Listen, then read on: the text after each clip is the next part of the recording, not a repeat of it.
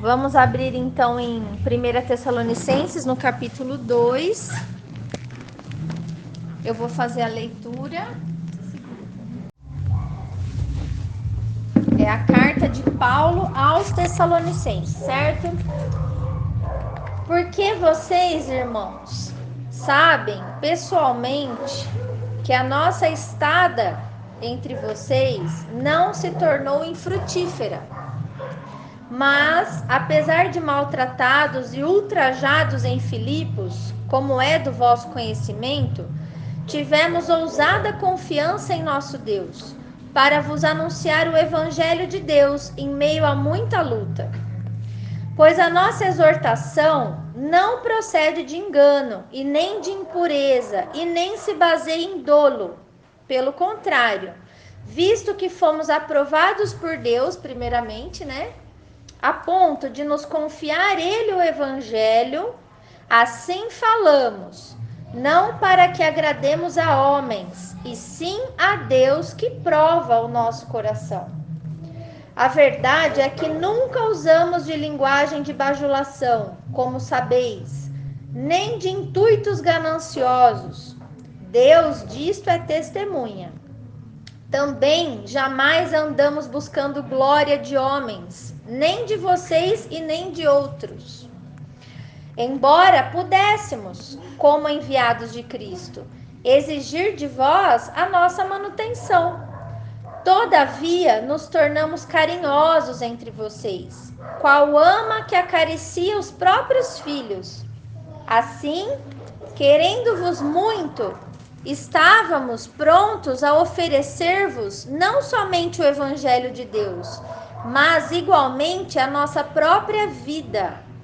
Por isso que vos tornastes muito amados de nós. Porque vos recordais, irmãos, do nosso trabalho e fadiga, e de como, dia e noite, labutando para não vivermos à custa de nenhum de vocês, vos proclamamos o Evangelho de Deus. Então aqui fica claro que Paulo, né, ele deixa bem explícito que ele poderia, sim, seria lícito. E ele deixa bem estabelecido o seguinte: como enviado de Cristo ali, ele poderia sim receber a manutenção dos irmãos, isso em dinheiro, seja comida, hospedagem, essas coisas, né? E o sustento dele. Mas ele fala que não, que foi de escolha dele não agir dessa forma, apesar de não ser errado. É isso que ele está dizendo. Então, Paulo e os seus companheiros, que no caso era Silas, Timóteo, né?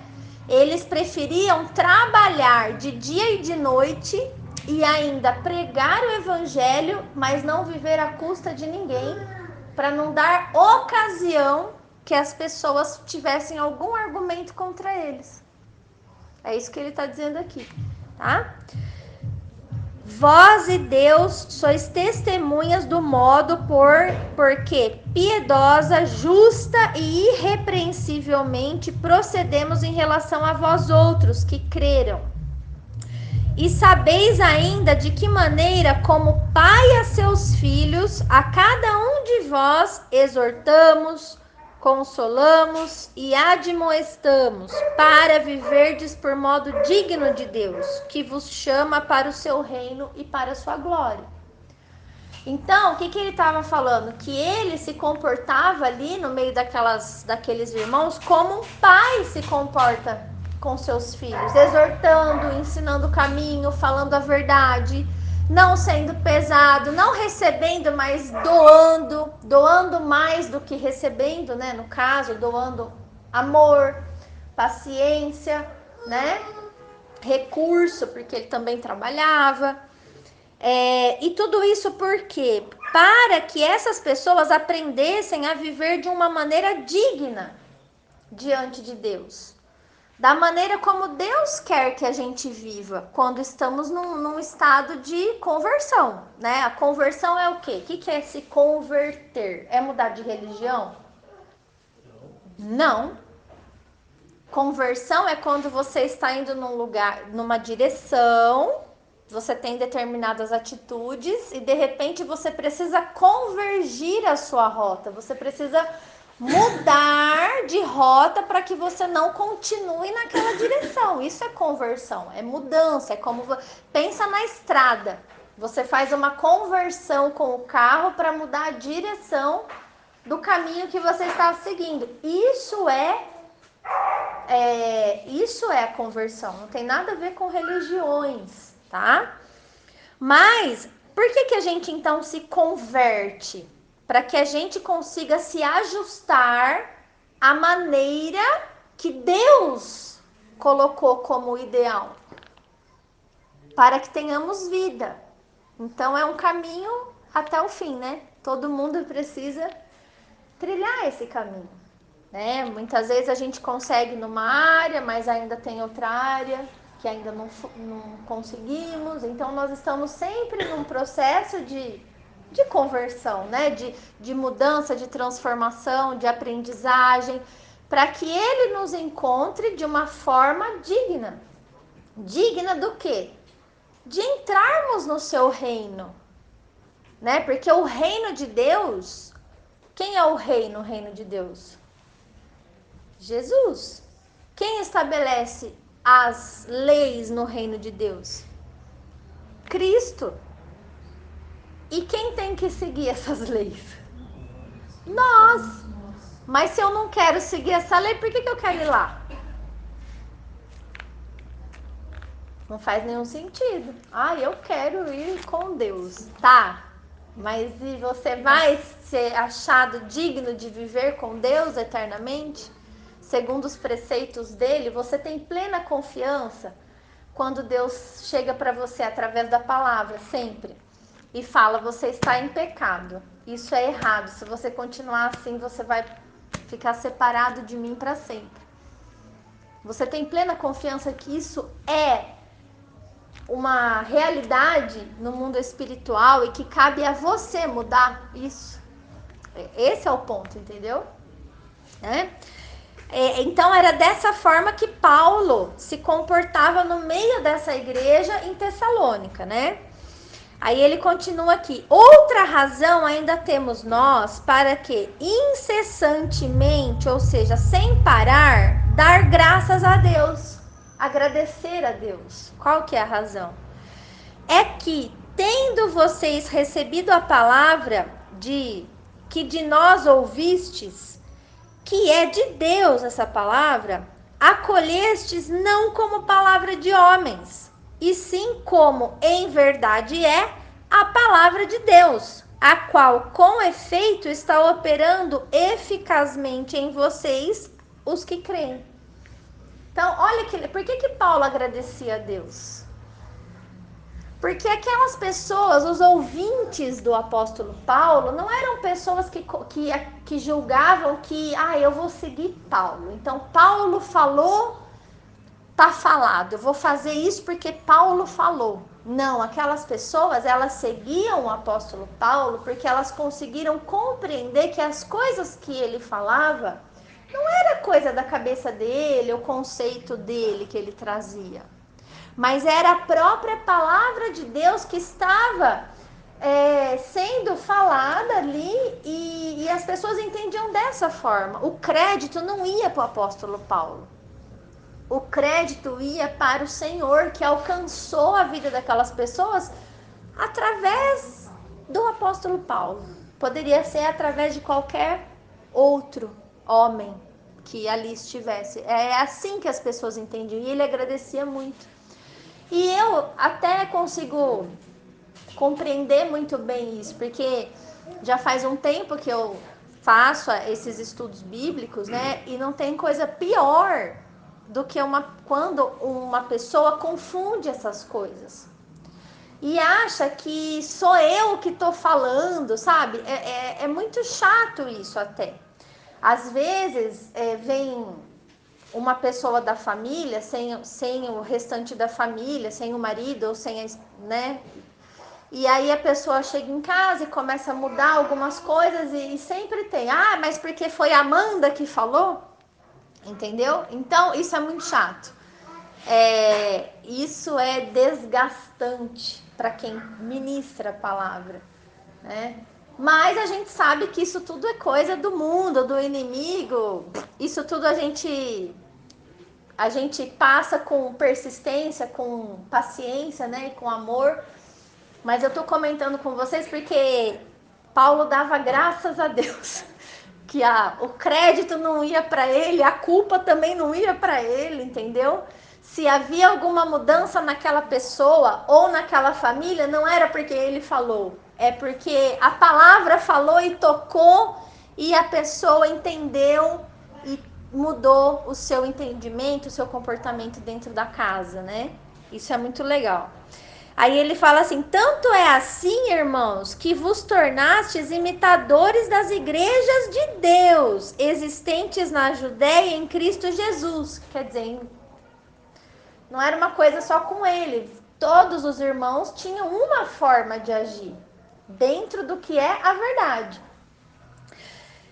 Porque também padecestes da parte dos vossos patrícios as mesmas coisas que eles, por sua vez, sofreram dos judeus, os quais não somente mataram o Senhor Jesus e os profetas, como também nos perseguiram e não agradaram a Deus e são adversários de todos os homens. Então, o que ele está falando? Que essas pessoas, esses novos cristãos, se tornaram como todos os outros cristãos da época, porque todos eles sofriam o mesmo tipo de perseguição e luta. E isso é um fato, gente.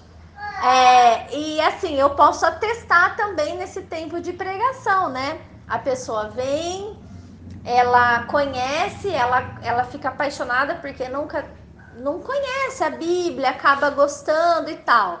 Mas antes de chegar até aqui, nossa, Jesus! Os comentários são ferozes, né? Assim, ferozes lá fora, né? Do que será que a gente faz aqui dentro, né? Então é complicado. Mas todos os cristãos passavam por isso. A ponto, então assim, esses judeus que perseguiam, qual que era o maior objetivo deles, né? Tá escrito aqui, ó, a ponto de nos impedirem de falar aos gentios para que estes sejam salvos, a fim de irem enchendo sempre a medida de seus pecados. A ira, porém, sobreveio contra eles definitivamente, porque eram pessoas que se opunham ao avanço do evangelho. Eram pessoas que não queriam que Paulo, né, que os cristãos pregassem a palavra de Deus, principalmente para os gentios. E como que eles tentavam impedir? Como fala, evidenciando o pecado deles. Então, por exemplo, é como se você, Thalita, chegasse para mim e falasse assim, ó, Amanda, vamos fazer esse estudo lá no meu salão? Eu tenho algumas clientes que vão, acho que elas precisam, né? Então, vamos fazer esse estudo lá para a gente pregar o evangelho e tal. Eu convido algumas pessoas e tal. E de repente vem o Edinho e fala assim, não, aquelas pessoas não merecem escutar essa palavra. São pessoas fofoqueiras, avarentas, idólatras. Aquela mulher que você quer convidar, não dá. Trai o marido, entendeu? Então, você não vai pregar lá. Isso diz aqui a palavra, né? A ira de Deus sobreveio contra eles definitivamente. Por quê? Primeiro, quem somos nós para julgar quem tem o direito ou não tem o direito de receber a palavra de Jesus? Nós não sabemos. Ai, mas aquela pessoa é muito pecadora. Mas espera aí, e você? Como você estava quando você chegou? Como eu estava? Muitas vezes eu pensei isso. Às vezes o Senhor, a Cássia tá bem? Ué. Ah, então tá bom. Muitas vezes o Senhor nos direciona a levar a palavra para uma pessoa. E algumas vezes eu falei, não, eu não quero ir. Porque essa pessoa... Ué, eu sou gente. Mas aí o Senhor falou, não, mas você vai, porque eu vou dar oportunidade, porque eu tenho uma palavra direcionada e tal. E aí eu ia em obediência e a hora que acontecia, existia uma obra, existia a oportunidade, e aí o Senhor fazia, operava, e a gente ganhou vários irmãos dessa forma. E isso é maravilhoso, não é? Nós não temos o direito de julgar e pensar, aquela já tem aquela religião, ou aquele outro, aquele é demais, aquele já está perdido. Não existe isso. No mundo espiritual não existe isso, porque o próprio Jesus disse, eu não vim para os sãos. Quer dizer, os sãos não precisam de médico. São os doentes que precisam de médico. Né? Então a gente precisa mudar um pouco também a nossa mente com relação a isso. Tomar cuidado de não se fechar, né? Botar nossa biblinha debaixo do braço e falar, eu já aprendi. Você está aprendendo, eu também estou aprendendo, mas a gente precisa ter a paciência, tá? E aí ele conclui esse capítulo assim: ora, nós, irmãos, orfanados por breve tempo da vossa presença, não porém do coração, com tanto mais empenho diligenciamos, com grande desejo, ir ver-vos pessoalmente. Então ele tá falando, a gente tá longe, né? Mas nosso coração tá pertinho, entendeu?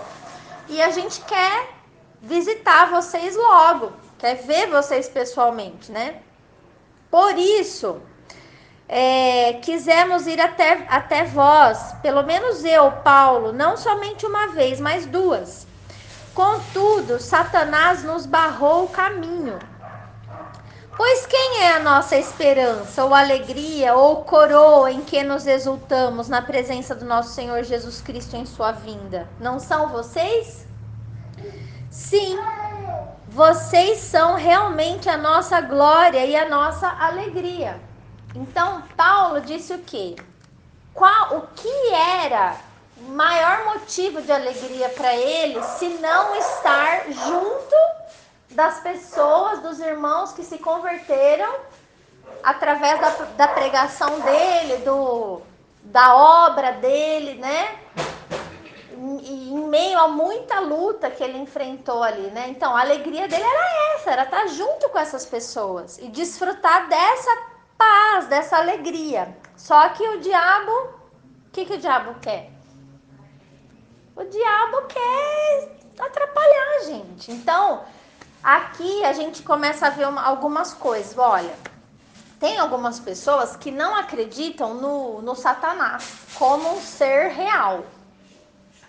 Isso é uma estratégia dele também, porque quando você não acredita que ele existe, você não dá muita importância para isso, mas também não sabe se defender contra isso. Você não sabe as artimanhas dele, como ele age.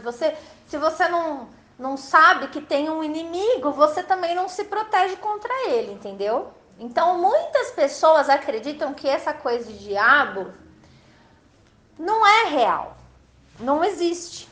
Mas aqui está muito claro que Paulo disse, ele queria, pelo menos umas 2 vezes, ele queria ter ido ali pessoalmente falar com eles, tá? Mas ele não conseguiu, ele foi de alguma forma impedido. E quem impediu Paulo? O Satanás. Nossa, mas ele pode fazer isso?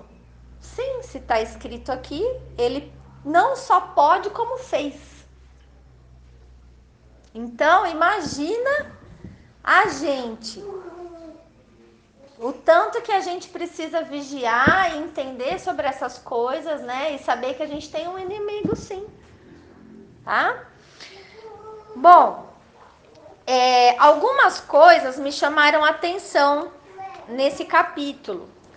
A primeira coisa que eu notei aqui foi Paulo citando as lutas que ele enfrentou em Filipos, né? Para pregar o evangelho para essas pessoas lá em Tessalônica. E a gente já viu semana passada lá em Atos, mas eu quero trazer agora uma outra parte disso, que está em Atos capítulo 16. Eu vou abrir e vou fazer a leitura aqui para vocês. Do versículo 12 em diante, olha. Paulo em Filipos. O que aconteceu com ele em Filipos, né? 12 em diante. Eu vou ler para vocês verem, olha. E dali a Filipos, cidade da Macedônia. Então lembra que é a região que a gente está vendo essas coisas acontecerem, é a região da Macedônia. E que Tessalônica era uma das cidades, era a capital da Macedônia, certo? E Filipos ficava ali por perto, tá? E lembra também que Paulo escreveu uma carta aos filipenses, a igreja que estava em Filipos, ok? Essa cidade é a primeira do distrito e colônia. Nessa cidade permanecemos alguns dias e no sábado saímos da cidade junto do rio, aonde nos pareceu haver um lugar de oração. E assentando-nos, falamos às mulheres que para ali tinham concorrido. Certa mulher chamada Lídia, da cidade de Tiatira, vendedora de púrpura, temente a Deus, nos escutava. E o Senhor lhe abriu o coração para atender às coisas que Paulo dizia. Olha que interessante esse relato. Depois de ser batizada, ela e toda a sua casa nos rogou, dizendo: se julgais que eu sou fiel ao Senhor, entrai em minha casa e ficai aí. E nos constrangeu a isso. Então, Lídia foi uma mulher esperta, né? Ela entendeu as palavras de Paulo, o Senhor tocou no entendimento dela para que ela recebesse isso, porque nada vem dos homens, tudo vem do Espírito Santo, como a Marcinha bem orou aqui, né? Se o Espírito Santo não convencer, não adianta nada. Ela se batizou, toda a sua casa se batizou em sinal de arrependimento dos seus pecados, né? E confissão pública de que Jesus Cristo, a partir daquele momento, seria o Senhor das suas vidas. E ela abriu a sua casa para hospedar Paulo e aqueles que estavam com ele. Para quê? Para aprender mais, né, gente? Lógico. Né? Então, ela fez isso. Aconteceu que, indo nós para o lugar de oração, nos saiu ao encontro uma jovem possessa de um espírito adivinhador, a qual, adivinhando, dava grande lucro aos seus senhores. E seguindo a Paulo e a nós, ela clamava, dizendo assim: estes homens são servos do Deus Altíssimo e vos anunciam o caminho da salvação. Isto se repetia por muitos dias. Então Paulo, já indignado, voltando-se, disse ao Espírito: em nome de Jesus Cristo eu te mando, retira-te dela. E ele na mesma hora saiu. Então, olha isso. Aí eu pergunto para você, mas a menina não estava falando a verdade? O que ela estava fazendo demais?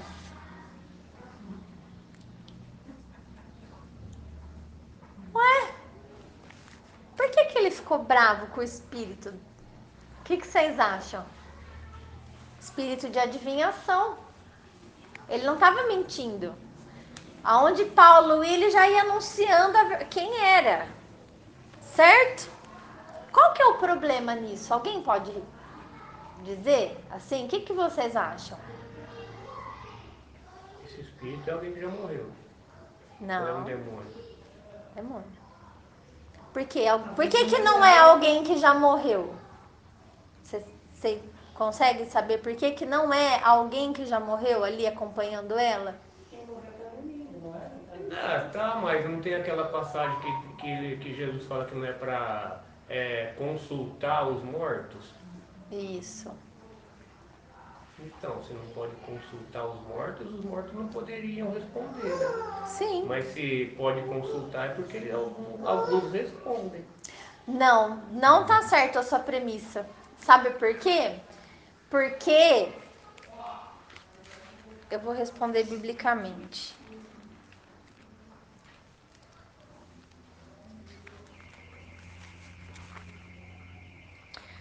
Ó, Adalto, 2 Coríntios, capítulo 11, versículo 14, Paulo, ele fala assim, olha... E não é de se admirar, porque o próprio Satanás se transforma em anjo de luz. Então, o próprio diabo, ele se transforma, ele se transfigura em anjo de luz para enganar. Isso aqui a gente está falando de mundo espiritual, você entendeu? Então, quando Deus fala assim, não consulte os mortos, é por quê? Porque há pessoas que consultam os mortos pensando que um ente querido que já morreu pode lhe responder. E aí quem responde é o Quem responde? Se os mortos estão dormindo, quem que vai falar com aquela pessoa? o diabo. Os anjos caídos. Sim, que entendi. são, a gente conhece por demônios. Demônios é a mesma coisa que anjo caído. Você entendeu? Então não consulte os mortos porque os mortos podem responder e não é para você falar com ele. Não consulte os mortos porque isso não existe. Entendi. Porque você vai consultar e aquele anjo caído, aquele ser que é espiritual, ele pode se transfigurar. Gente, se isso não fosse real, como que o espiritismo ia se sustentar?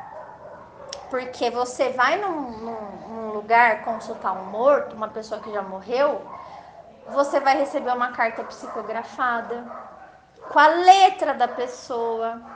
Você pode sentir a presença da pessoa ali, o cheiro, a voz. Você pode até ver, você pode ter uma visão da pessoa que morreu ali, ó. Mas a gente acabou de ler que até o diabo se transfigura em anjo de luz. Por que que esses seres não podem se transfigurar? O diabo conhece a pessoa que morreu? Ele sabe qual era a letra dela? E os segredos dela que ninguém via? Ele via? Mas eu fui lá e a pessoa falou exatamente coisas que só eu sabia, mas ninguém. Então era como se a palavra diz que as pessoas estão dormindo. As pessoas que já morreram. Como que era se Jesus disse que ninguém subiu ao céu a não ser aquele que de lá desceu? Que é ele mesmo. Não é complicado. Gente, tudo que não está coerente com a palavra precisa de um ponto de interrogação na nossa cabeça. Então, o que está de errado aqui se essa moça tinha um espírito com ela que falava a verdade? Tá errado porque vai contra o mandamento. O que Deus falou? O que estava proibido na lei lá do Antigo Testamento? Consultar espíritos adivinhadores. É proibido. Depois a gente vai ler um pouco sobre isso lá no Antigo Testamento, tá? Então, Paulo... uma coisa importante também para falar. Existem... Às vezes você pode ter uma dúvida assim. Mas, Amanda, por que você vai usar Antigo Testamento se a gente está na Nova Aliança? A Antiga Aliança já não foi revogada? Não está vigorando a Nova Aliança? Então, por que você... Para algumas coisas você argumenta o Antigo Testamento. Para outras coisas o Antigo Testamento não vale mais? Seria uma boa pergunta, né? Mas por quê? Porque é isso mesmo. Algumas coisas do Antigo Testamento estão validadas no Novo Testamento, como esse caso aqui. Por que o apóstolo Paulo expulsou o espírito? Primeiro, porque ele discerniu o espírito que acompanhava aquela moça. E segundo, era um espírito de adivinhação e essa moça dava lucros para os donos dela. Por isso que eles ficaram bravos, né? Depois que o espírito foi embora. Que aí ela não vai adivinhar mais nada. Acabou, ninguém mais vai falar para ela o que ela precisava saber. E Tá validado aqui. Outras coisas que não vigoram, como a guarda do sábado, por exemplo. Por que não vigora? Porque o Novo Testamento, a Nova Aliança, revogou isso. Porque lá, mas aonde? Não, é importante a gente ver isso. Aonde que está revogado a guarda do sábado? Se está nos 10 mandamentos. Que a gente pode falar assim, a idolatria não é, né? A idolatria está nos 10 mandamentos, mas não é dessa forma, também não é. E o sábado, então você vai falar da imagem e você tem que guardar o sábado, então. Então, olha como são coisas diferentes. Paulo validou a questão das imagens. A gente viu semana passada quando ele entrou em Atenas, por exemplo, né? Agora, na carta aos Colossenses, no capítulo 2, olha o que ele diz, versículo 16. Ninguém, pois, vos julgue por causa de comida e bebida. Por quê? Porque na lei do Antigo Testamento você não podia comer carne de porco, não. Lembra? Animais puros e impuros? Ou dia de festa, ou lua nova, ou sábados. Porque tudo isto tem sido sombra das coisas que haviam de vir. Então, o que essas coisas que ele citou aqui sobre a antiga aliança, elas foram revogadas no sentido de que nós não precisamos cumprir ao pé da letra, como não comer carne de porco, fazer distinção de animais puros e impuros, como a circuncisão, como guardar os dias de festas. Por que a gente não guarda o Pentecostes? Por que a gente não guarda a Páscoa e os pães asmos e os sábados? Por quê? Por causa dessa palavra. Ele explica que estas coisas especificamente eram sombras das coisas futuras. Por exemplo, o sábado, ele é sombra do quê? Do reino. Porque o sábado é o descanso na terra. E quando Cristo voltar e estabelecer o reino na terra, haverá descanso, porque a palavra diz que Satanás vai estar preso durante 1000 anos. Haverá descanso, entende? Então o sábado, ele faz uma referência ao reino de Deus, tá? Ele é uma sombra daquilo que vai acontecer literalmente, entendeu? Então você não precisa guardar o sábado. Agora, a lei de Deus, ela estabelece qual dia do descanso, o sábado ou o domingo? O sábado. Então você tem que saber que quem disse que é o domingo tá bem contra a palavra de Deus, porque não é, nunca foi. Sempre foi o sábado. Mas eu quero guardar o sábado. Ok, mas não coloque jugo, peso na cabeça de quem? Do seu irmão que está em Cristo e não guarda o sábado. Porque existem essas diferenças. Então, e por que a idolatria perdura? Porque foi validada no Novo Testamento. Tá? Nós vamos ver mais coisas sobre também essa questão da lei. Bom, por enquanto, vocês entenderam essa questão do espírito? Por que Paulo, então, ele se volta contra esse espírito e expulsa ele dessa moça? Tá? Aí o que aconteceu? Vendo os seus senhores que se lhe desfizera a esperança do lucro, agarrando Paulo e Silas, os arrastaram para a praça, à presença das autoridades. E levando-os aos pretores, disseram: estes homens, sendo judeus, perturbam a nossa cidade, propagando os costumes que não podemos receber, nem praticar, porque somos romanos. Levantou-se a multidão unida contra eles, e os pretores, rasgando-lhes as vestes, mandaram açoitá-los com varas. Foram açoitados por causa disso. E depois de lhes darem muitos açoites, os lançaram no cárcere, ordenando ao carcereiro que os guardasse com toda a segurança. E recebendo tal ordem, levou-os para o cárcere interior e lhes prendeu os pés no tronco. Por volta da meia-noite, bom, aqui vocês vão saber que Paulo e Silas oravam, né? Por volta da meia-noite o Senhor enviou um anjo que deu um terremoto lá na prisão, soltaram-se as cadeias, depois ele foi até a casa do carcereiro, pregou, resultado, o carcereiro e sua família se converteu. Mas não é isso que eu quero dizer. O que eu quero dizer, eu queria mostrar para vocês quais foram as lutas que o apóstolo Paulo sofreu em Filipos. E depois de Filipos, ele foi para Tessalônica.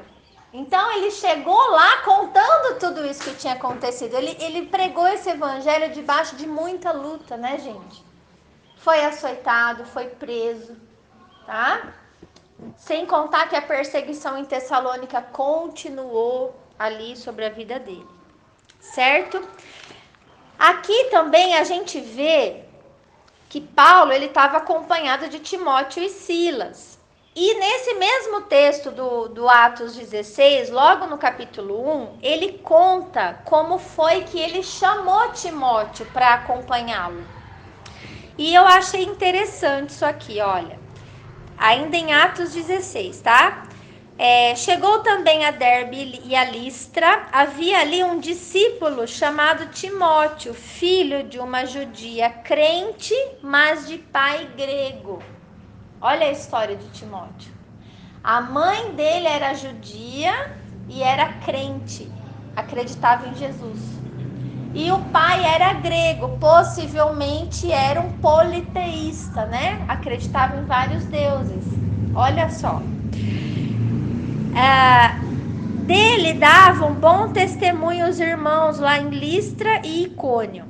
Quis Paulo que ele fosse em sua companhia e por isso circuncidou-o por causa dos judeus daqueles lugares, pois todos sabiam que seu pai era grego.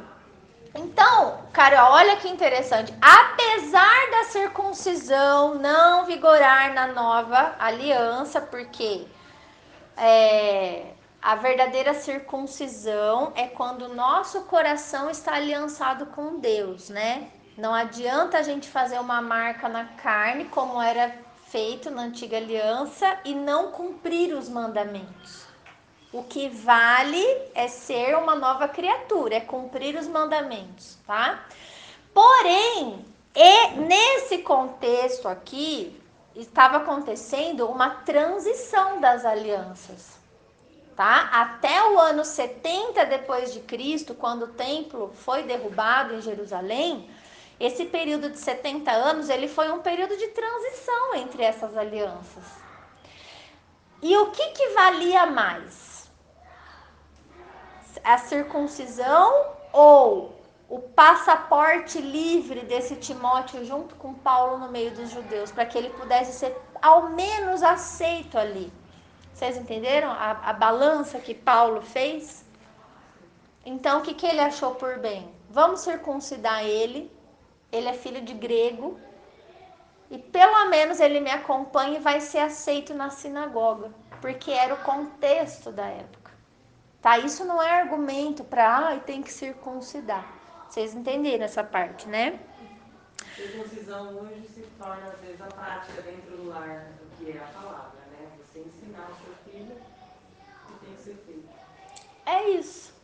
A circuncisão fala de aliança. Todo homem que tinha aliança com Deus na antiga aliança tinha que se circuncidar para dizer que realmente era aliançado com Deus. Hoje, qual é a manifestação pública da sua fé, por exemplo? É o batismo. É o batismo nas águas, né? Aí diz aqui, então ele se circuncidou, tal, ao passar pela cidade. Bom, por que eu quis ler isso? Eu pedi para alguém aí abrir em 1 Coríntios. 1 Coríntios foi isso, 7. Do 10 ao 15, por favor. Todavia, aos casados, mando Não eu, mas o Senhor, que a mulher não se aparte do marido. Se, porém, se apartar, que fique sem casar, ou que se reconcilie com o marido, e que o marido não deixe a mulher. Aos outros, contudo, digo eu, não, Senhor, se algum irmão tem mulher incrédula e ela consente em habitar com ele, não a deixe. E se alguma mulher tem marido incrédulo e ele consente em habitar com ela, não o deixe. Pois o marido incrédulo é santificado pela mulher, e a mulher incrédula é santificada pelo marido crente. De outra sorte, os vossos filhos seriam impuros, mas agora são santos. Se, contudo, o descrente se apartar, aparte-se. Nesse caso, o irmão ou irmã não está sujeito à servidão. Deus o chamou para a paz. Então, o que está dizendo aí? Eu quis trazer esse texto porque o Timóteo, ele era filho de uma judia e de um grego. E ele viveu a realidade de um jugo desigual dentro da sua casa. A sua mãe acreditava em Cristo e o seu pai era politeísta. E aqui Paulo, nessa carta, ele traz uma exortação para as pessoas. Como que faz quando você vive num contexto assim? Então, segundo o Rogério leu agora, se eu sou crente, ele é descrente e vice-versa, mas existe paz no convívio, ele consente em viver comigo e eu vivo bem com ele, dessa forma existe respeito, existe paz, não deve haver separação.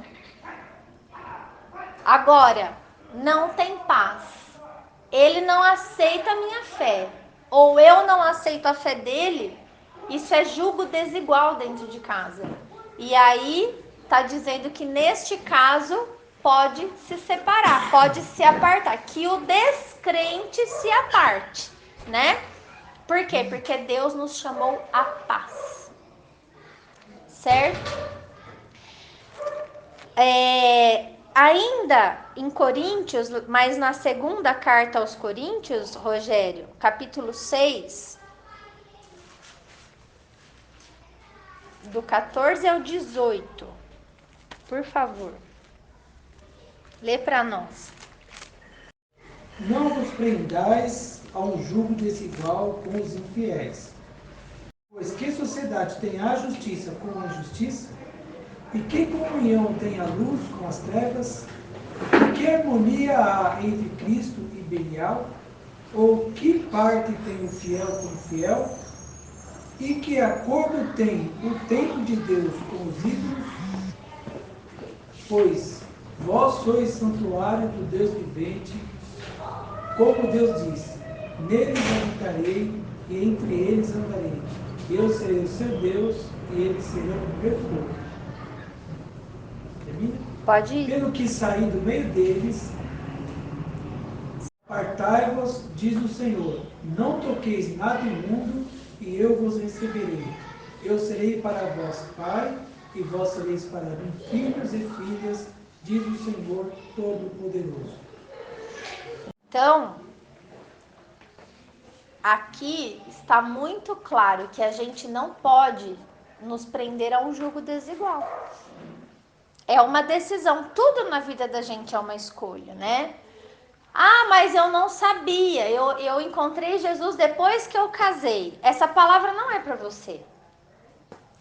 Então, a primeira palavra é para você, né? Se ele consente, você consente, existe paz, existe respeito, toca o barco.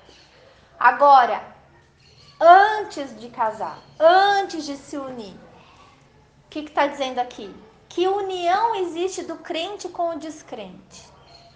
Que sociedade do justo com o injusto? Do fiel com o infiel? Não tem lógica, é julgo desigual, né?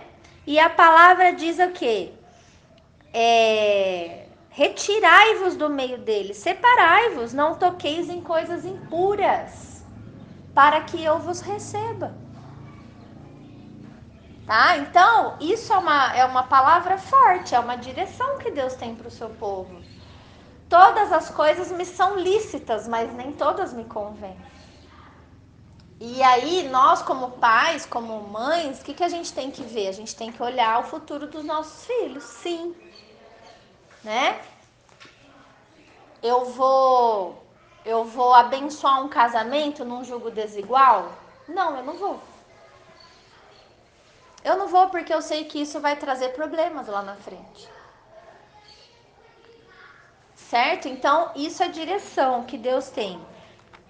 Timóteo era um filho desse contexto. Mateus, capítulo 12, Carlinhos, por favor, só o versículo 25. O que Jesus disse? Jesus, conhecendo seus pensamentos, disse-lhes: todo reino dividido contra si mesmo será arruinado, e toda cidade ou casa dividida contra si mesmo não subsistirá.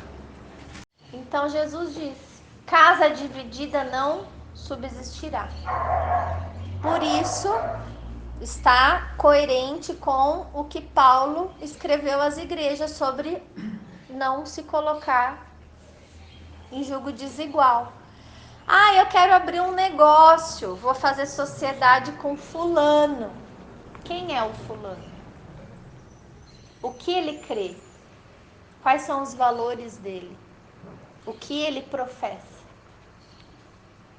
Tudo isso tem que ser levado em conta para evitar o sofrimento também, né? Certo? Porque casa dividida contra si mesmo não subsistirá, tá? E Timóteo, eu pedi para alguém abrir em 2 Timóteo, foi a Marcinha, né? Marcinha, 2 Timóteo, capítulo 1, 4 e 5, os versículos.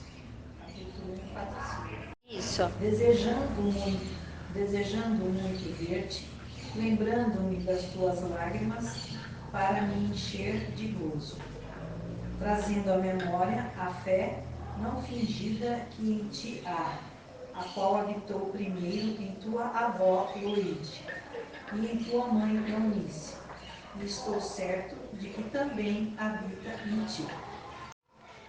Quem que influenciou a vida de Timóteo para ele se tornar um discípulo de Jesus? A avó e a mãe. Legal, né? Paulo chegou, o terreno já estava preparado, Rogério. Ele não fez nada, entendeu? O negócio veio da casa dele. A avó e a mãe. Que a mesma fé que habitou no coração da sua avó, deu o nome dela, né? E da mãe Eunice, habite no teu coração. E aí, Marcinha, no capítulo 3 desse mesmo livro aí, capítulo 3, 14 e 15, o que Paulo fala para Timóteo de novo? Tu, porém, permanece naquilo que aprendeste, e de que fostes inteirado, sabendo de quem o tens aprendido, e que desde a tua meninice sabes as sagradas letras, que podem fazer-te sábio para a salvação, pela fé que há em Cristo Jesus. Então, Paulo está lembrando ele de novo.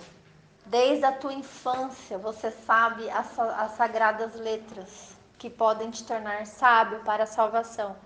Então, eu quis trazer, olha só que coisa linda que é o triunfo da verdade dentro de uma casa.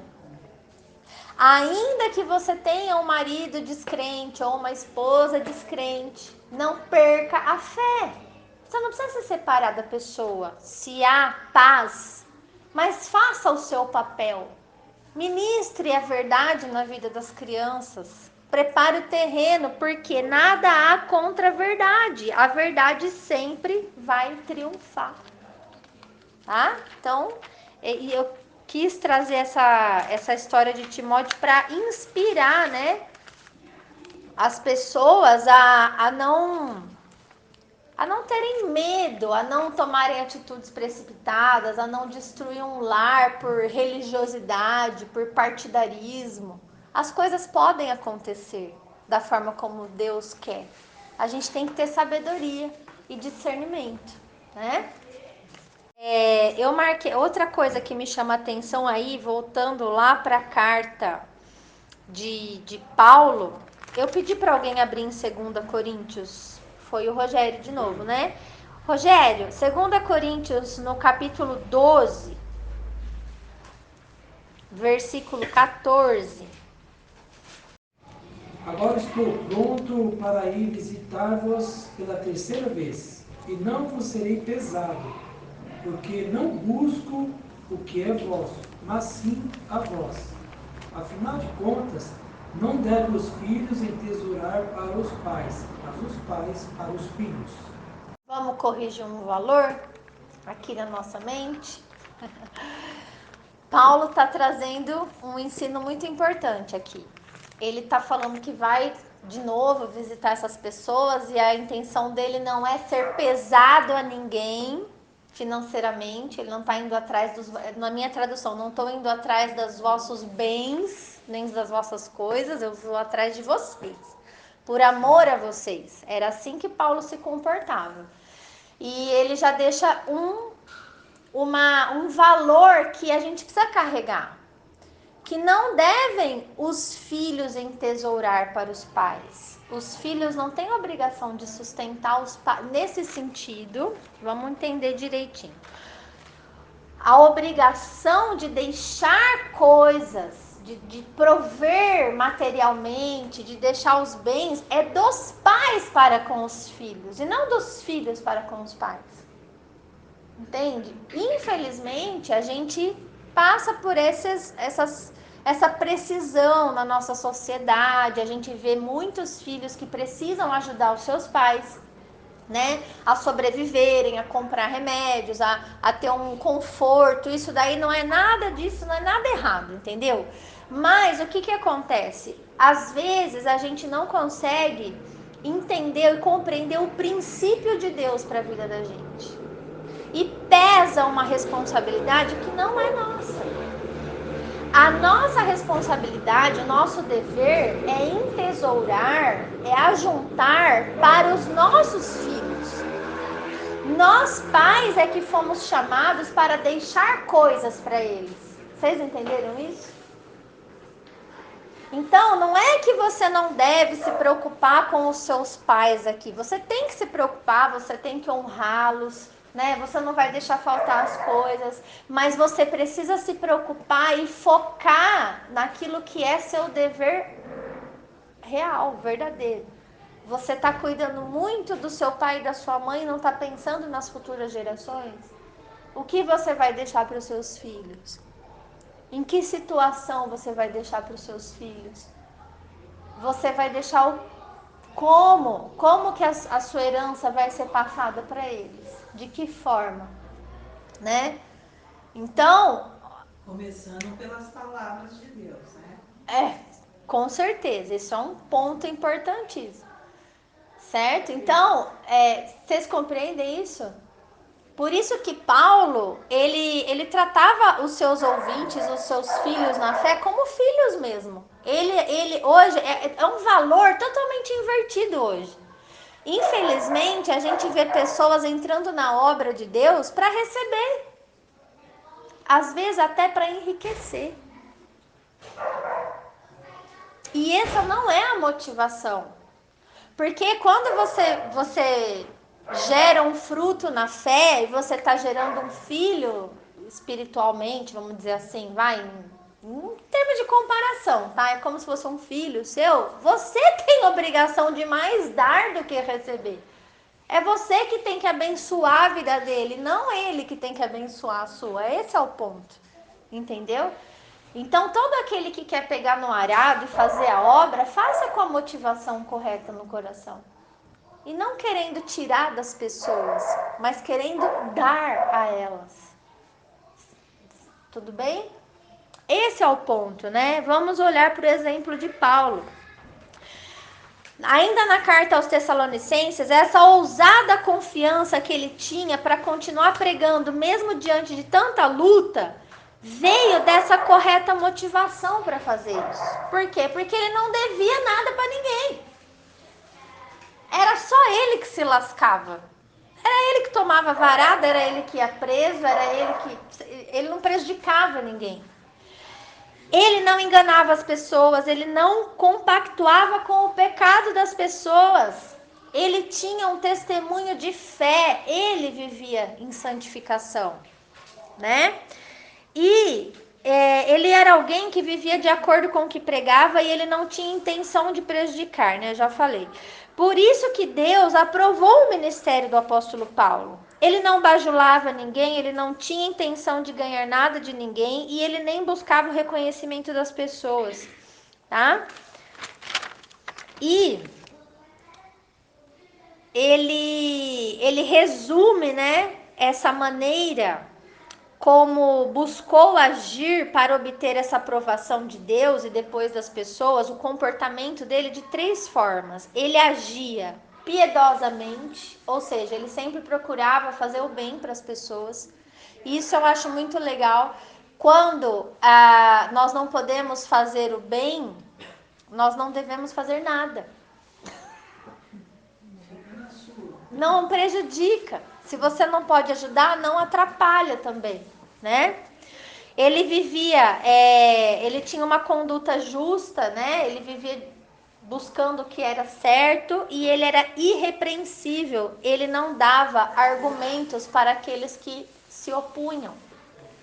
Tudo isso é de acordo com o comportamento dele. Imagina você pregar a palavra de Deus e as pessoas terem um argumento contra você, falar do seu comportamento, não te dá autoridade para fazer isso, né? Você perde a sua autoridade. Sem moral. Sem moral. Então Paulo, ele fazia tudo isso porque ele tinha esse tipo de vida, de comportamento, tá? Agora, eu quero falar também, dentro desse capítulo, sobre a ira de Deus, tá? Por quê? Aqui no final a gente leu que a ira veio sobre aqueles judeus que se opunham, que eram contrários e tal, lembra? Mas, gente, Deus se ira. O que vocês acham? Deus não é amor? Tá esquisito isso? Deus é um Deus irado? E aí, Marcinha, você... Deus tem a justiça. Mas e a ira? Não sei, não combinou muito, né? Não combinou, né? Ou ele é amor, ou ele é... É uma grande descoberta quando a gente começa a mergulhar nos textos bíblicos, tá? Se você voltar um capítulo na carta, você vai ler no versículo 10. E para guardardes dos céus o seu Filho, a quem ele ressuscitou dentre os mortos, Jesus, que nos livra da ira vindoura. Jesus nos livra da ira vindoura, da ira que vai vir ainda. Que ira é essa, né? Agora, no mesmo livro, 1 Tessalonicenses, capítulo 5, versículo 9, diz assim, olha: porque Deus não nos destinou para a ira, mas para alcançar a salvação mediante nosso Senhor Jesus Cristo. Eba, dá até um alívio, né? Então nós somos salvos do quê? Do que Jesus te salvou? Da ira de Deus que vai descer. E vai ser contra quem? Se nós não somos destinados para a ira, e esta carta foi escrita para os cristãos, para os crentes, quem que vai levar a ira de Deus? Os pecadores. Vocês entenderam? Então Deus se ira. Tipo Sim. o dilúvio lá. Tipo dilúvio lá. Exatamente, tá? Romanos. Mas sem Hã? ar. O dilúvio sem a arca. Eu quero ver com vocês aqui, ó, Romanos, capítulo 1. Se vocês quiserem abrir, podem abrir também, que a gente vai ler aqui. Eu vou... Romanos 1, 18.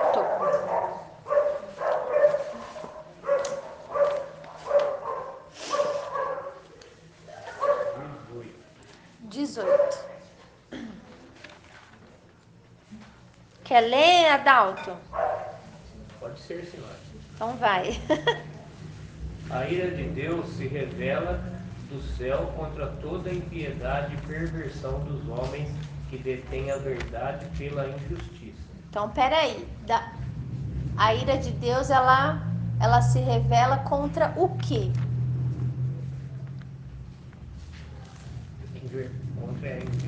Contra os... A verdade pela injustiça. Contra os homens. Então, Deus não está irado contra as árvores. Nem com a natureza, nem com o mar, nem com o sol. Deus está irado contra quem? Os homens que fazem o quê, Adalto? Isso que eu li? É isso que você Detém a leu. verdade pela injustiça. Então, eles seguram a verdade. Eles trocam a verdade de Deus pela mentira. Certo? É aí que Deus se ira. Contra as pessoas que preferem a mentira do que a verdade que Deus mesmo revelou. Tá? Então, lê de novo esse versículo e pode seguir em frente. A ira de Deus se revela do céu contra toda a impiedade e perversão dos homens, que detêm a verdade pela injustiça. Porquanto o que Deus se pode conhecer é manifesto entre eles, porque Deus lhes manifestou. Porque os atributos invisíveis de Deus, assim o seu eterno poder, como também sua própria divindade, claramente se conhecem, desde o princípio do mundo, sendo percebidos por meio das coisas que foram criadas. Tais homens são, por isso, indesculpáveis, porquanto, tendo conhecimento de Deus, não o glorificaram como Deus, nem lhe deram graças. Antes, se tornaram nulos em seus próprios raciocínios, obscurecendo-se-lhes o coração insensato. Por quê? Ó, o que eles fizeram então?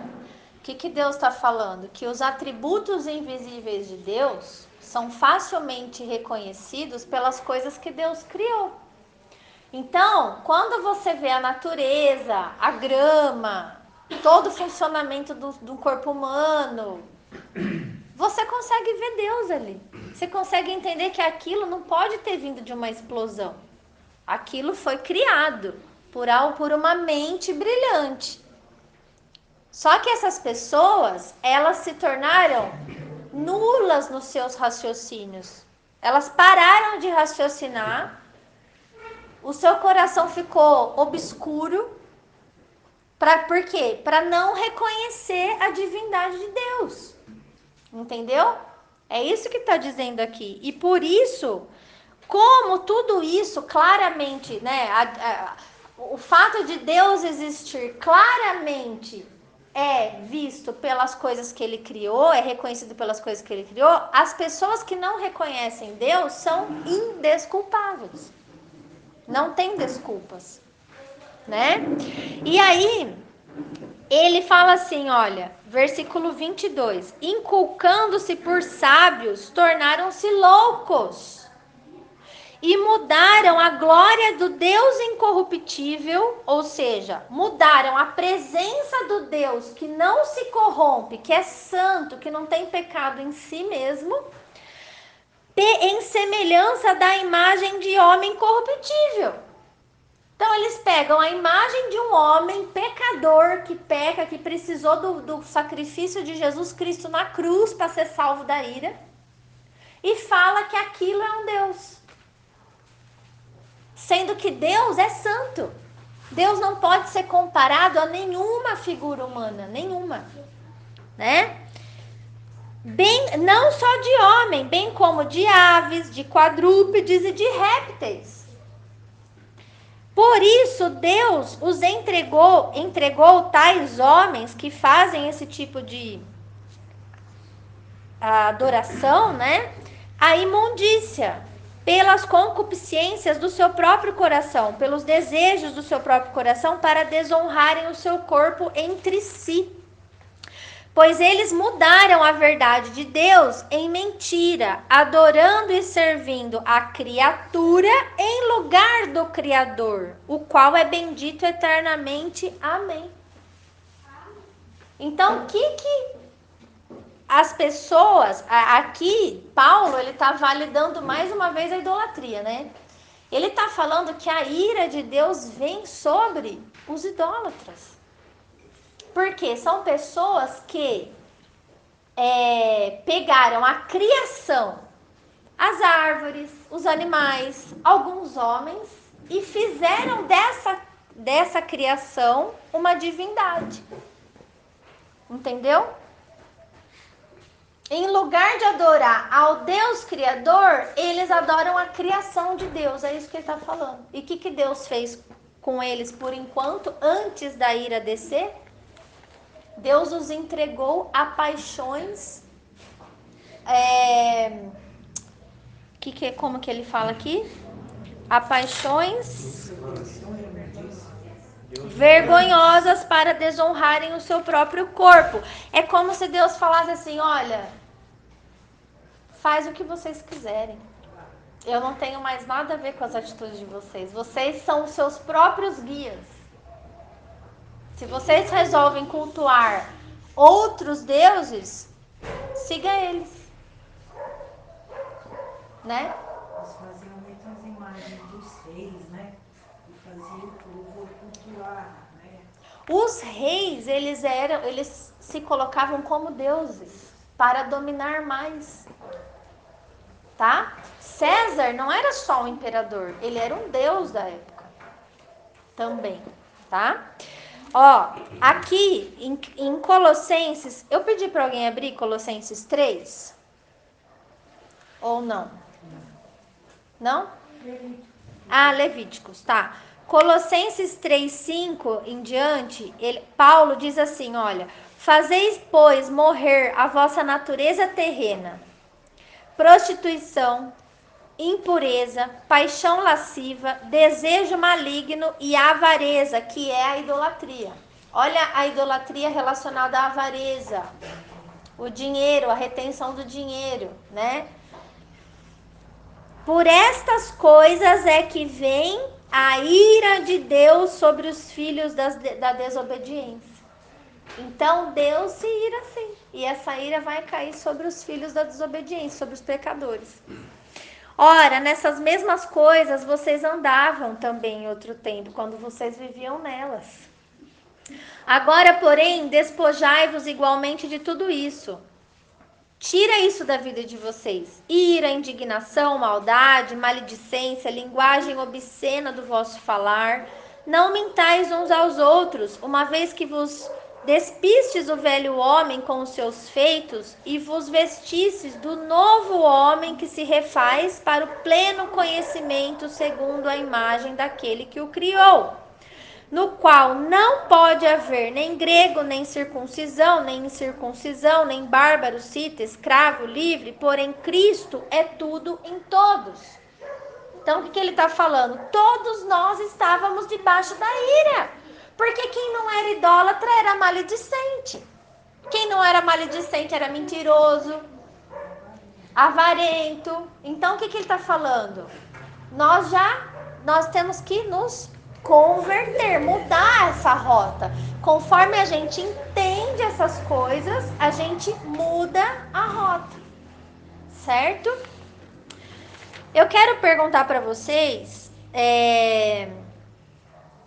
se você ficou claro que as pessoas que acolhem a mentira, aceitam viver no pecado, estão destinadas à ira de Deus. Vocês compreenderam isso? Tá. Ainda com relação à idolatria, eu gostaria de saber, porque o assunto da carta é esse também, a gente entende que esses cristãos, eles também deixaram os ídolos para servir a Deus, certo? A idolatria, você amar alguém, um filho, seria uma idolatria mais do que a Jesus? Sim. Sim, quando essa pessoa ela tem um grau de importância na sua vida maior do que o próprio Deus, isso se torna um ídolo no seu coração. Mas é uma idolatria com relação ao terço? Depende. O que você faz com o terço? Eu rezava. Rezava o quê? E eu rezava uma coisa ritualística, né? Um ritual. Tá, isso não é idolatria, isso é um erro. Porque Jesus ensinou que a oração ela não pode ser algo repetido, porque Deus não é surdo, né? Não deve ser repetido a mesma coisa. A oração é uma conversa com Deus. Então isso não é uma idolatria, isso é um erro. Agora, o que mais você faz com o terço? Você presta culto a alguém que não seja Deus? Eu achava que ele tinha que estar comigo. Porque como um amuleto. Isso, aí seria. Quem te guarda? Quem te guarda? O terço ou o Senhor? Então, nesse caso, ele estava ocupando um lugar no seu coração, no seu entendimento, que não era um lugar para ele. Esse lugar é um lugar de Deus. Qual é o primeiro mandamento, Cris? Amar a Deus sobre todas as coisas, de todo o seu entendimento, de todo o seu coração e de toda a sua alma. Tá bom? Só até aí. Então, Levíticos está repetindo os 10 mandamentos do Antigo Testamento. Então, por isso que ele fala, né? Não profanareis os meus sábados e tudo isso, que eram sombra das coisas futuras que a gente já entendeu. Mas com relação à idolatria, ele fala sobre o prostrar-se diante das imagens de escultura. Certo? É isso que está falando aí, não é? Alguém tem alguma dúvida de que isso é pecado? E que isso não deve ser feito para quem crê em Deus, na sua palavra? Essa é a hora de perguntar. Mas, hoje é moda, né? Falar em energia positiva, né? Até objetos, né? Sim. Sabe? Cristais. Cristais, essas coisas. Você me fala. O que eu te falo? Nós somos energia, Carlinhos. Tudo é energia, tá? Deus é espírito, Deus é energia também. E eu acredito sim que tem a ver esse negócio pedras. Só pra você ter uma ideia, Carlinhos, o peitoral do sumo sacerdote tinha um colar que carregava 12 pedras preciosas aqui, que representava as 12 tribos de Israel. Tudo era feito de ouro, né? Isso tudo está relacionado com o fluxo de energia. Isso daí não era para bonito. Para Deus não criou as pedras preciosas para bonito. Eu vou pôr diamante no meu sacerdote. Não, tudo isso tem uma função, entendeu? De energia, de conexão com o mundo espiritual. É fácil, é só você pensar. Até que a arca era feita, ele pediu para ser feita de ouro. Sim, tem todo um fluxo. Eu quero que vocês pensem no negócio biológico da coisa, entendeu? Então, por exemplo, às vezes não faz bem a gente andar descalço na terra. Por que a gente tem que andar descalço na terra? Para descarregar energia. Por que é bom ir lá no mar, botar o pé na água? Água salgada. Por que faz salmoura? Tudo isso tem a ver com o fluxo de energia. O que acontece é que esse cristal, ele não pode se tornar um amuleto na tua vida. E aí o inimigo, que é o diabo, ele usa da verdade misturada com mentira para te levar ao pecado. Então as pessoas compram lá o colarzinho do cristal e aquilo, entendeu? E não é nada disso. Mas existe uma base científica na questão da descarga elétrica desses objetos, tá? O que não pode é se tornar idolatria, porque daí a energia que você vai receber do objeto não é a ideal, não é a energia que vem de Deus. Mas se você me permite, Sim, claro. dentro da pergunta, talvez tem esse outro lado que a gente precisa entender. Existe um agnosticismo chamado panteísmo. Sim. Esse panteísmo as pessoas agnósticas, elas colocam o Criador, Deus, no mesmo nível da criação. Sim. Então, esse agnosticismo panteísta diz que Deus é energia no sentido de que Deus ele é tudo e está em todos os lugares. Então, Deus está nas plantas, Deus está, né, em simbiose com a natureza. Então, essa idolatria do panteísmo, ele tira Deus do patamar de criador e coloca ele junto no nível, com a criação. Né? Então, se a pessoa, por exemplo, Deus ele está nos animais também, a gente tem que proteger os animais. Deus está na floresta, Deus está numa flor, Deus está numa planta. Então, o Deus dentro do panteísmo, ele não é um Deus salvador.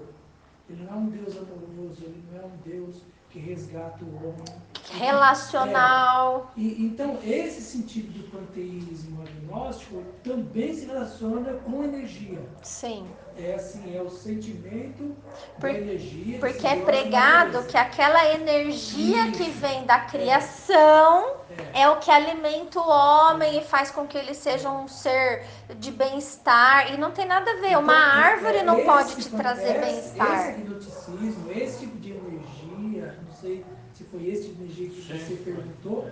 Você fala muito isso. Esse está muito hoje, isso está em alta. Né? O agnosticismo panteísta, as pessoas elas saem do foco, né, do Deus Criador e foca na criação. Então isso sim, é uma idolatria. É uma idolatria. E detalhe, a terra e tudo que nela há foi criado para o benefício do homem. Então, quando você vai andar descalço na terra para descarregar a sua energia, não é a terra que está te abençoando, é Deus que criou a terra para te abençoar. É um complemento. Sim. É um complemento. A terra não te abençoa. O Senhor criou tudo perfeito. Tudo vem dele. O sol, Deus, né? O Deus Sol. Sim, mesma regra.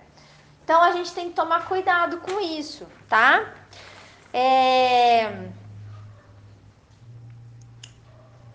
Então vocês entendem que a ira vem sobre, né, essas coisas, essas adulterações, né? A verdade de Deus colocada como mentira, tá? E o inimigo usa muito isso para manter as pessoas no pecado, presas no pecado. Porque é pecado você se dobrar e cultuar as imagens, que são seres que Deus criou. Que nem a Aparecida do Norte lá, aquele monte de gente lá, tá tudo errado. Tá tudo errado. Eu não entendi até hoje. Olha, quem até que é Aparecida se do você Norte. não ia Não sei perguntar. nem onde é, nunca fui, nunca tive vontade de ir. Eu já fui já, mas eu nunca entendi o que é Aparecida, que é a Nossa Senhora Aparecida. As Porque pessoas ainda têm um Rapaz, tem um tempo lá lá da Maria, Cidade do Argol. Eu vou. Foi bom você ter tocado nesse assunto, porque é um assunto que está na pauta, né? Isso é uma questão delicada, porque é como a Carol disse, a associação da imagem de Maria é o que pega. Porque Maria, quem é Maria?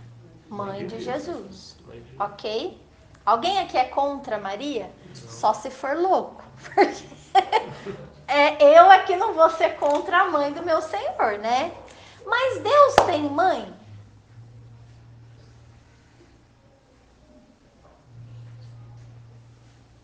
E Jesus? Sim. Tem. Jesus já tem. Exatamente. Então vamos separar as coisas. Maria é a mãe de Jesus. Ele veio como homem na terra, certo?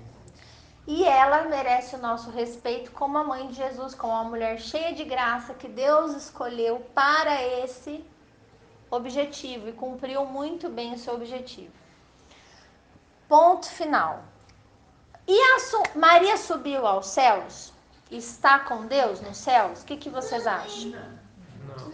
Sim ou não? Por enquanto não. Tá, não existe nenhum relato bíblico contando sobre a ascensão de Maria aos céus.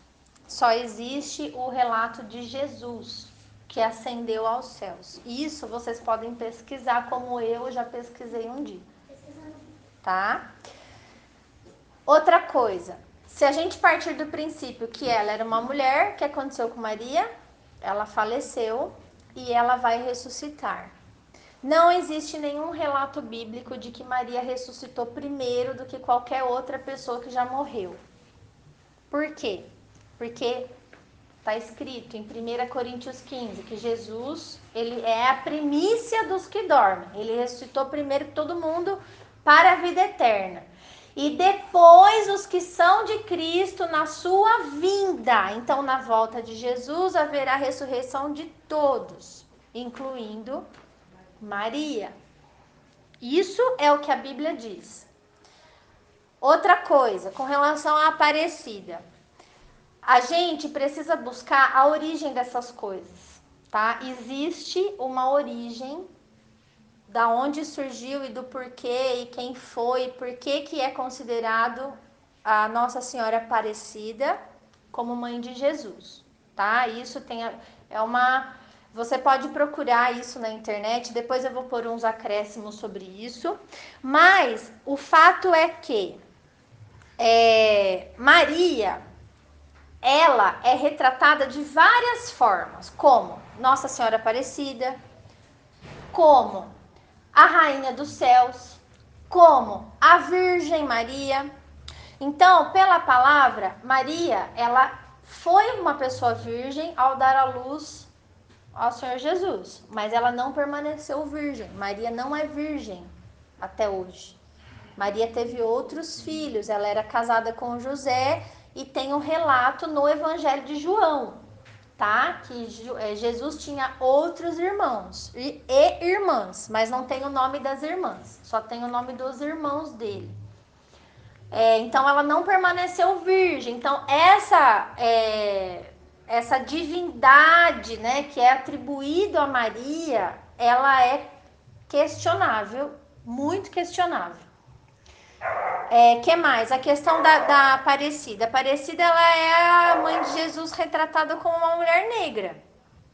E existem várias santas de outros países e tal. Mas a gente também tem que entender. Porque, como que era Maria? Ela era branca? Ela era negra?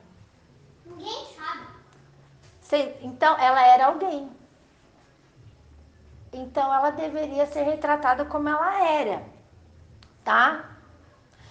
Outra coisa, a questão da Rainha dos Céus. Antes de Maria existir, já existia o culto à Rainha dos Céus. Vocês sabiam? Jeremias 7 traz isso para nós. Eu vou fazer a leitura aqui, tá? Diz assim, olha...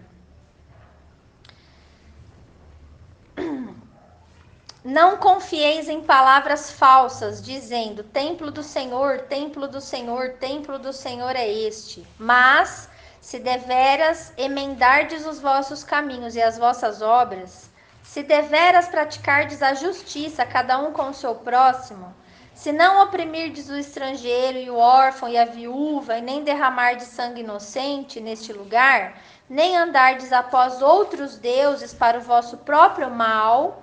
Eu vos farei habitar nesse lugar, na terra que dei a vossos pais, desde os tempos antigos e para sempre. Eis que vós confiais em palavras falsas que para nada vos aproveitam. Que é isso? Furtais e matais, cometeis adultério, jurais falsamente, queimais incenso a Baal e andais após outros deuses que não conheceis.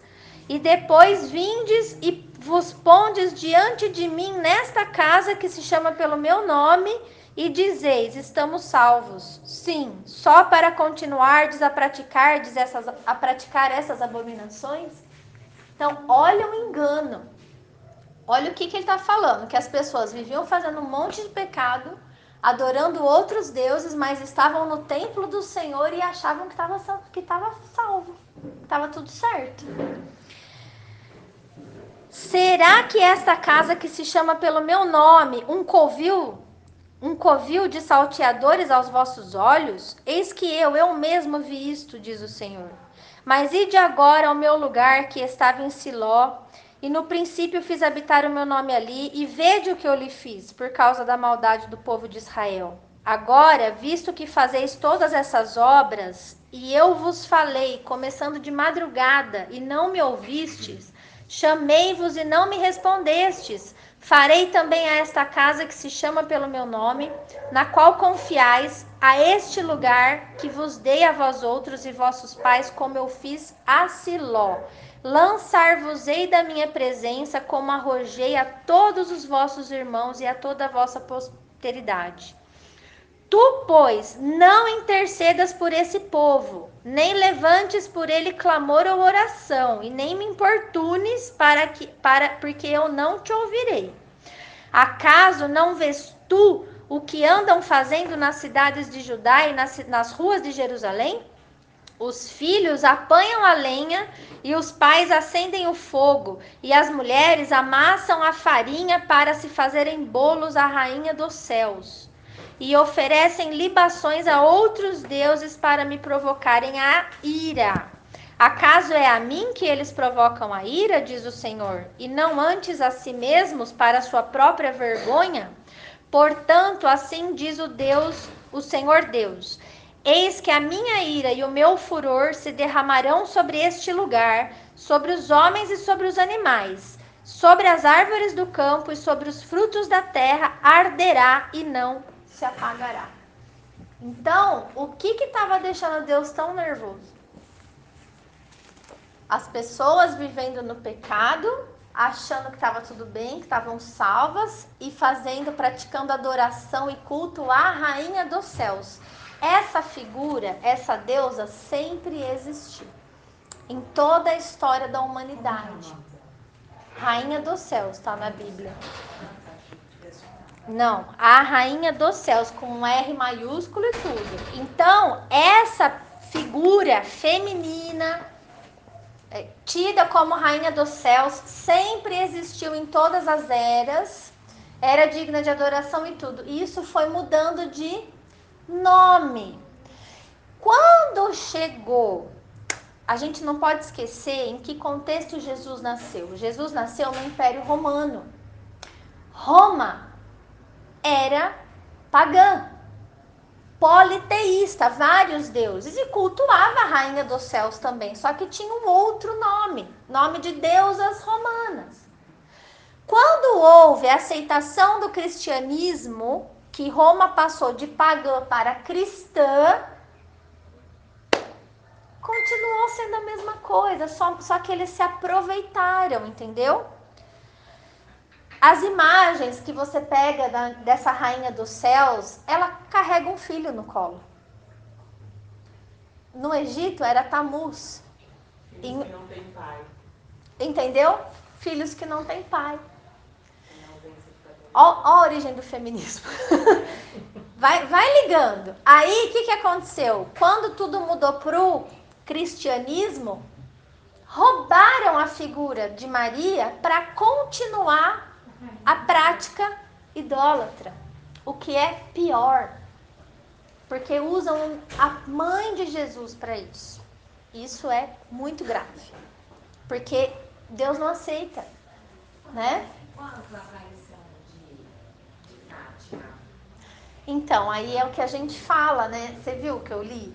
Que até o Satanás se transfigura em anjo de luz para enganar, para manter as pessoas no erro? Ela falou daquelas 3 crianças lá na Que se época, cumpriram. Então, mas aí é que tá. Que a igreja Se também abraçou isso. abraçou Transformou isso. numa coisa miraculosa. E não só. na verdade, vai estar escondido, né? Eles não têm que você para revelar. Mas é isso aí que tá. Por esconder é que eles transformaram isso numa coisa que todo mundo queria saber. Eu acho. Na verdade, o que a gente precisa entender, gente, é que o engano, ele não vai aparecer como engano. Ele vai aparecer como algo bom, algo verdadeiro. Imagina, se eu sou espírita e eu vou no centro tentar um contato com a minha mãe. Se eu não conseguir, minha mãe que já morreu, se eu não conseguir, eu vou uma vez, eu vou 2 vezes, eu vou 3 vezes, eu não consigo, eu vou continuar sendo espírita? Não. Mas eles vão fazer eu conseguir para me manter no engano. Por quê? Porque a palavra não foi revelada. Eu não tenho o entendimento de que minha mãe nunca vai aparecer para conversar comigo. A mesma coisa é com relação à idolatria. As pessoas se dobram diante de uma imagem, pedem uma graça e alcançam. E aquilo tem mais crédito. Por quê? Porque eu pedi e alcancei. Olha isso. Se no caso eu peço intercessão por Nossa Senhora, para conceder a graça, e eu sou atendida, então eu não cheguei a Deus. É outra pessoa que... Depende. É lógico que é confuso, porque o mundo espiritual trabalha no engano. Por isso que confunde. A aparição de Fátima, né? Inclusive, fala que uma das coisas, se a gente se dobrasse a Deus e suplicasse, intermediasse por Nossa Senhora, sim, a gente seria salvo. O Brasil, de repente, não passaria por tantas coisas que vai passar. Certo, mas me explica uma coisa. Essa oração, que se uma pessoa dentro da sua família rezar e acreditar e ter fé em Deus, Nossa Senhora, no caso, vai interceder. para salvar. Sim, mas como que ela vai interceder se a palavra diz que não tem nenhuma pessoa no céu? Então, aí eu falo assim, mas por que Deus faria a mulher? A mulher só serve para ter o filho do homem e só o homem que é exaltado. Por que Deus faria isso? Não, então, olha... A dificuldade da mulher, boa parte também, de não reconhecer a submissão.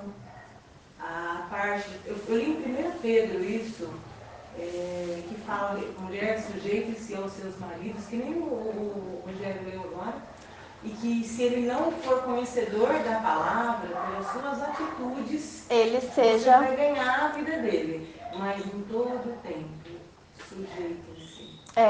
Vamos lá. Primeiro, o que é submissão? Já começa no sentido da palavra. Submissão é estar debaixo da mesma missão que o outro. Eu estou sob a missão dele. Abaixo da missão dele. Então, o que é ser submissa? É ajudá-lo a cumprir a missão dele, porque eu fui chamada para ajudar e não para estar no lugar dele. Por isso eu sou submissa a ele, que é o chefe cabeça. Não seria mesmo também? Não, existe uma responsabilidade sobre a vida do homem que não existe sobre a vida da mulher. A mulher foi chamada para auxiliar. Far-lhe-ei uma auxiliadora que lhe seja idônea. A mulher foi criada por causa do homem e não o homem por causa da mulher. Deus nos criou para auxiliar. Nós somos criados da costela deles. É que hoje o tempo é diferente. Mas se você voltar no tempo atrás, hoje a gente está um pouco mais civilizado, certo? Mas como você ia sair para matar um mamute? É por isso que nós somos geneticamente diferentes. Existem coisas que as mulheres não vão fazer e vice-versa. Sim. Então essa é a questão. Entendeu? Hoje você vai no mercado, tudo bem, mas não era assim. Ela não é pesada. O que houve é que houve uma distorção muito grande sobre o significado das coisas. Principalmente essa palavra também, né? De submissão. De submissão, você vai... Exatamente. Não, nós estamos sob a mesma missão dele, debaixo da missão dele. Então nós somos chamados para auxiliar. Eu preciso. Qual é meu papel? É o príncipe do papel da mãe de Jesus, de Maria. Sim, mas Ela agora. veio pra isso. Sim, ela levou Cristo ao ensino. Tanto é que se você pega a história de Tomé nesse seriado que passou, quem que apresentou o pedido, quem que apresentou Jesus para Tomé? Foi a mãe de Jesus. Sim, em vida. Né? Aí é que está o problema. Maria, essa é a questão. Em vida. Entendeu? Em vida. Aí o que as pessoas fizeram? Pegaram a figura dela e imaginaram muitas coisas. Maria, segundo a Bíblia, você não vai encontrar, você pode pesquisar. Ela não está ao lado de Deus Pai e nem de Jesus hoje intercedendo por nós. Então, quando você se dobra diante da Nossa Senhora e pede a intercessão junto a Jesus, isso não acontece, biblicamente falando. Ninguém vai ao Pai senão por mim, né? Ninguém vai ao Pai senão por mim. É Ele que está ao lado do Pai intercedendo. Ele é o nosso intercessor. Mas ela pede para ele, não para Deus. Mas como ela pede se ela está morta? Como é que ela vai pedir para ele? Ela não está lá. Esse é o problema. Se ainda não ressuscitou ninguém, ela não está lá. Entendeu? Ela está dormindo. Ó, eu Sabe o que eu imagino? Eu vou trazer alguns acréscimos sobre essa parte. Eu sei que é uma palavra que a gente tem que trazer com mais profundidade, mas eu vou trazer esses acréscimos durante a semana só sobre essa questão da idolatria, tá? E da questão da mãe de Jesus. A gente vai ver tudo isso, eu vou gravar um áudio, tá? Agora, eu quero deixar claro aqui em 1 Timóteo capítulo 2, Paulo diz assim, olha: o qual deseja que todos os homens sejam salvos e cheguem ao pleno, ao completo conhecimento da verdade. Que verdade? Porquanto há um só Deus e um só mediador entre Deus e os homens, Cristo Jesus, homem, o qual a si mesmo se deu em resgate por todos. Testemunhos que se deve pregar em tempos oportunos. Então, qual é o único mediador que existe hoje entre Deus e os homens, segundo esta carta de Paulo? Jesus. Não existe outro. Ninguém vai fazer a mediação. Mas e o São Paulo? E o São Pedro? Estão no descanso. Estão no descanso, porque não tem outro, ó. Qual é a verdade? Há um só Deus e um só mediador entre Deus e os homens. Mas eu pedi e alcancei. Eles não são mediadores, eles são ministros. Eles são ministros. É diferente, eles não mediam, eles não levam a sua oração a Deus Pai. O único mediador entre Deus e os homens é Cristo Jesus, homem. Os anjos só cumprem as ordens, né? Te protegem quando você pede a Jesus. Os anjos, Hebreus capítulo 1, não são todos eles espíritos ministradores enviados para serviço a favor dos que hão de herdar a salvação? Todos eles. Ele está fazendo uma pergunta. Ele está fazendo perguntas. Não são todos eles? Entendeu? Você entendeu? Não são todos eles espíritos ministradores enviados para serviço a favor dos que hão de herdar a salvação? Serviço não é mediação. Não é isso que eu tô... No sentido da oração, é isso que eu estou dizendo. Não adianta você pedir para o anjo, você vai pedir a Deus e ele vai enviar os seus anjos. Você vê como? Olha, gente, isso é tão importante porque é no detalhe que você começa a entender a verdade. Porque se você não entender essa verdade, se isso não ficar bem esclarecido na sua mente, o que o diabo vai continuar fazendo com você? Ele vai continuar te levando para onde ele quer. Entendeu? Então, isso, não quero que vocês tenham vergonha de perguntar. A gente precisa saber.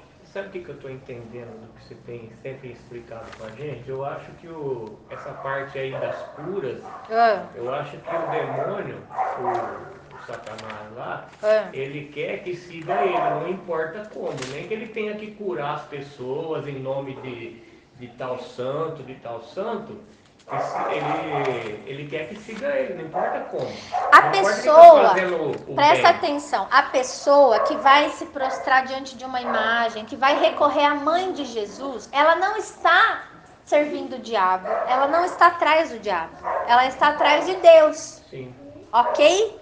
Porém, o diabo não precisa ser servido por você. O que ele precisa é te manter no pecado. Só isso. Fica no pecado, bem. Porque se você ficar no pecado, a ira vai descer na tua cabeça. Você entendeu como que o engano trabalha? É assim que o engano trabalha. E a gente precisa entender tudo isso para a gente saber sobre o anticristo.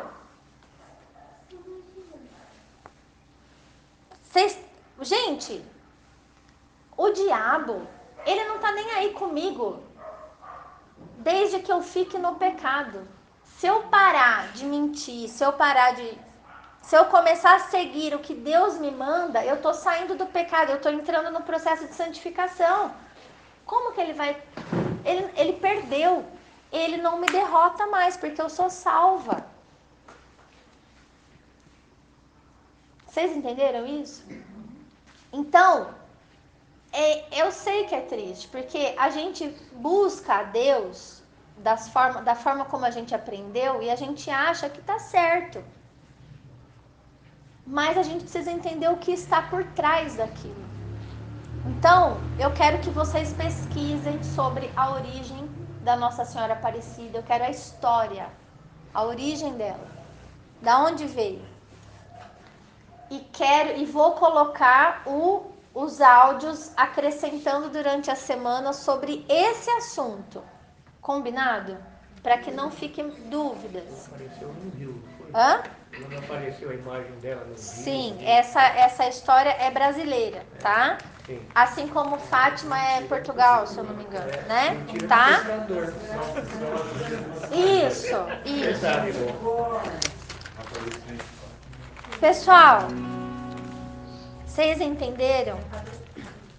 Vocês percebem como tudo isso também está relacionado ao dinheiro, ao lucro? Vocês precisam fazer altares, comprar coisas, dar honra a essas coisas. Isso custa. Isso também é um comércio, tá? A idolatria sempre está relacionado ao dinheiro. Lembra da avareza? É isso, tá? Mas que vocês tenham paz no coração, tá? A verdade, ela realmente nos liberta, nos leva a um outro nível de relacionamento com Deus, né? Nós estamos aqui porque o Senhor quer nos trazer essas coisas.